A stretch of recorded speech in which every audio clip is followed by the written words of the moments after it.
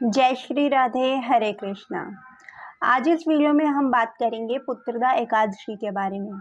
देखिए, व्रतों में सबसे उत्तम व्रत एकादशी का होता है और सभी एकादशियां ही महत्वपूर्ण होती हैं, परंतु पुत्रदा एकादशी इतनी महत्वपूर्ण है कि ये वर्ष में 2 बार आती है, एक पौष के महीने में और एक श्रावण के महीने में। तो इस बार जो सावन के महीने में एकादशी आएगी वो पुत्रदा एकादशी है और जिसे पवित्र एकादशी भी कहा जाता है।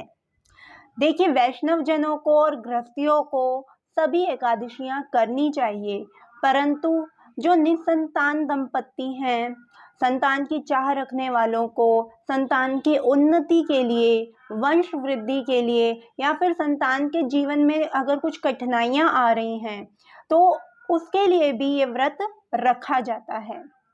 तो जो निसंतान दंपत्ति हैं उनको तो ये व्रत जरूर रखना ही रखना है, क्योंकि इसके प्रभाव से उनको संतान की प्राप्ति होती है। आइए अब जानते हैं सावन की जो पुत्रदा एकादशी है वो कब है।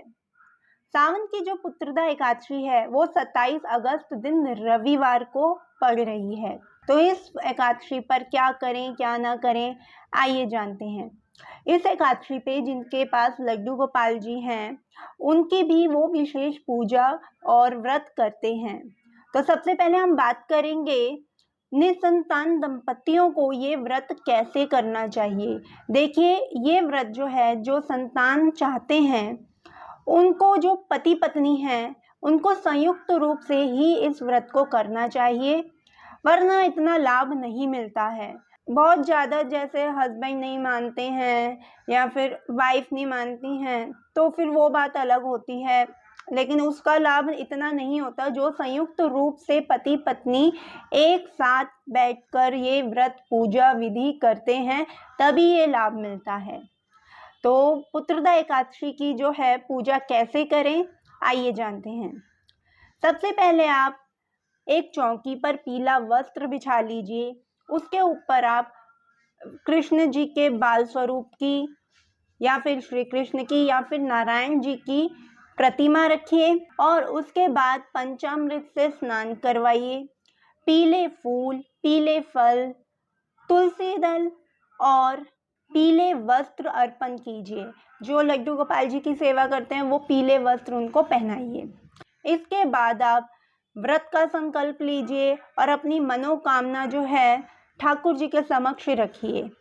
इसके बाद संतान गोपाल मंत्र का या फिर संतान गोपाल स्तोत्र का पाठ करेंगे। संतान गोपाल मंत्र इस प्रकार है: ओम क्लीम देवकी सुत गोविंद वासुदेव जगतपते देहि में तन्यम कृष्ण त्वाम हम शरणम गता। इस मंत्र का 108 बार जाप करेंगे, दोनों पति पत्नी संयुक्त रूप से ही। इसके बाद आप ठाकुर जी को माखन मिश्री का भोग लगाइए। इस एकादशी पे वैसे सिंघाड़े का और गुड़ का भोग भी लगाया जाता है। आप सिंघाड़ा अर्पण कर सकते हैं, सिंघाड़े के आटे का कुछ बना सकते हैं या फिर सिंघाड़े के आटे और गुड़ का जो है हलवा भी बनाकर भोग लगा सकते हैं। इसके साथ आप मखाने की खीर भी, पीली जो खीर है केसर युक्त, वो भी जरूर भोग लगाएं, बहुत ही ज़्यादा फलकारी होता है। इस दिन वैसे तुलसी देवी की भी अर्चना की जाती है, दीपदान किया जाता है, परंतु इस एकादशी पर इस बार रविवार पड़ रहा है तो आपको दीपदान या तुलसी जी की विशेष पूजा नहीं करनी है। आप आकाश दीपदान कर सकते हैं और इस व्रत को संयुक्त रूप से कीजिए। और बाकी जो संतान की इच्छा नहीं भी रखना चाहते हैं वो भी अपने लड्डू गोपाल जी के लिए इसी प्रकार विशेष पूजा कीजिए। आप संतान गोपाल स्तोत्र या मंत्र को अवॉइड कर सकते हैं जो संतान की इच्छा नहीं रखते हैं। इस दिन जो है, अगर आपको वंश वृद्धि के लिए कुछ उपाय करना है तो इस दिन जो है बच्चों को कुछ ना कुछ आप बांटिए, कुछ खाने पीने की चीज़ें, कुछ उनके पढ़ने की वस्तुएं जैसे पेन वगैरह, टॉफ़ी, चॉकलेट, ये बांटना बहुत अच्छा रहता है। इस प्रकार आप पूरा दिन उपवास रखिए और अगले दिन जो है व्रत का पारण करेंगे।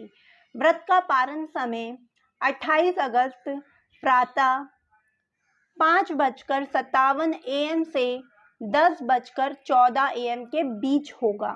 जिनका अगले दिन सोमवार का भी व्रत है तो वो एक दाना चावल का खाकर वो पारण कर सकते हैं, उससे जो सोमवार के व्रत का दोष नहीं लगेगा। इस दिन जो है एकादशी की कथा भी जरूर पढ़ें। जो हस्बैंड वाइफ है वो भी संयुक्त रूप से ही एकादशी की कथा ज़रूर पढ़ें और भगवान की अच्छे से भाव से पूजा पाठ कीजिएगा तो फल अवश्य मिलता है। सारा खेल जो है वो श्रद्धा का है। तो जिन लोगों ने संतान गोपाल स्तोत्र या फिर संतान गोपाल मंत्र का पाठ किया है तो मैंने एक्सपीरियंस किया है कि उनको पुत्र की प्राप्ति, संतान की प्राप्ति, पुत्र पुत्री की तो बात अलग है, संतान होनी बहुत ज़रूरी होती है, तो संतान की प्राप्ति उनको हुई है। आइए अब जानते हैं झूलन उत्सव कब से है। देखिए, झूलन उत्सव जो है वो ठाकुर जी के प्रेम लीलाओं में से एक है। कई मंदिरों में श्रावण के महीने में एकादशी से लेकर श्रावण के जो है पुत्रदा एकादशी से लेकर बलराम पूर्णिमा तक 5 दिन इस्कॉन के मंदिरों में या कई अन्य मंदिरों में झूलन उत्सव फेस्टिवल मनाया जाता है। लोग अपने ठाकुर जी को या फिर युगल जोड़ी को झूले में खूब श्रृंगार करके विराजमान करके उनको रोज झूला झुलाते हैं। तो ये जो उत्सव है इसी पुत्रदा एकादशी यानी 27 अगस्त से शुरू होगा, जो कि 31 अगस्त बलराम पूर्णिमा तक चलेगा। बाकी अब तो जन्माष्टमी भी आने वाली है, तो जन्माष्टमी पे और छठी पे तो लोग अपने ठाकुर जी को झूला झुलाते ही हैं। तो ये झूलन उत्सव जो मनाना चाहते हैं वो 27 से लेकर 31 अगस्त तक मनाएंगे। तो आशा करती हूँ ये वीडियो आपके लिए इन्फॉर्मेटिव हुई होगी। आगे भी इसी तरह की वीडियोस को देखने के लिए इस चैनल को लाइक कीजिए, शेयर कीजिए, सब्सक्राइब कीजिए। जय श्री राधे।